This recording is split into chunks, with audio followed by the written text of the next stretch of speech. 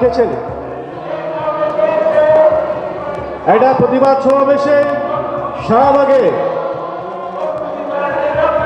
জাতীয় সঙ্গীত গাইতে চাইছিল প্রতিবাদকারীরা, সেইখানে জাতীয় সঙ্গীতকে থামিয়ে দেওয়া হয়েছে। বন্ধুরা, শুধু সেদিনই নয়, 5 আগস্ট এই বিধ্বংসী গণঅভ্যুত্থানের মধ্য দিয়ে স্বৈরাচার হাসিনার পতনের পর একটা গোষ্ঠী মনে করেছে তারা তাদের রাম রাজত্ব কায়েম করেছে। জুলাই অভ্যুত্থান সাধারণ মানুষের অভ্যুত্থান, 71-এর যে আকাঙ্ক্ষা, যে লড়াই, যে স্বাধীনতা, তারই ধারাবাহিকতায় এসেছে 24-এর জুলাই গণঅভ্যুত্থান।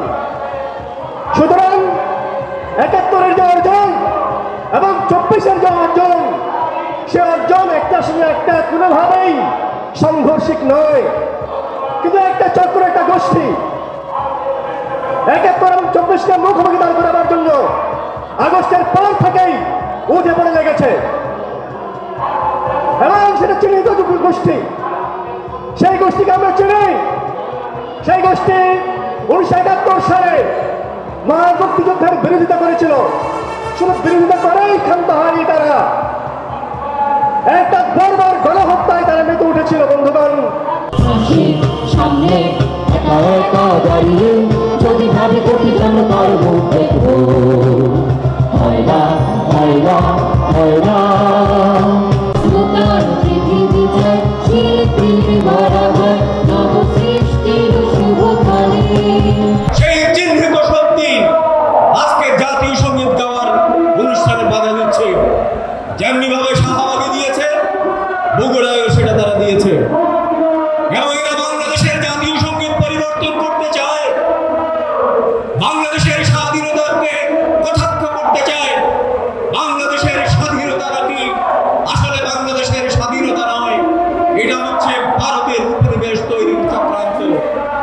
ঠিক এই কথাটি 1971 সালে নীলাদির দোসরেরা দিয়েছিল।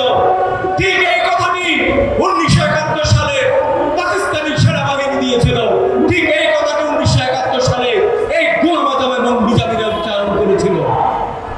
মুক্ত করো অন্ধকারের দ্বার, এসো শিল্পী, এসো বিশ্বকর্মা, এসো স্রষ্টা, এসো শিল্পী, এসো বিশ্বকর্মা, এসো স্রষ্টা। আজ মুখোমুখি দাঁড়িয়েছে দুটো দল, আর মাঝামাঝি নেই তো কিছুই, হয় পাচাটা দালাল আর নয়তো এক লড়াকু মজুর হবি তুই। বল পণ্ডিত, সাথী পণ্ডিত, বল পণ্ডিত, কাছে দিবি তুই। বল পণ্ডিত, এ লড়াই বাঁচার লড়াই, এ লড়াই জিততে হবে, এ লড়াই বাঁচার লড়াই, এ লড়াই জিততে হবে।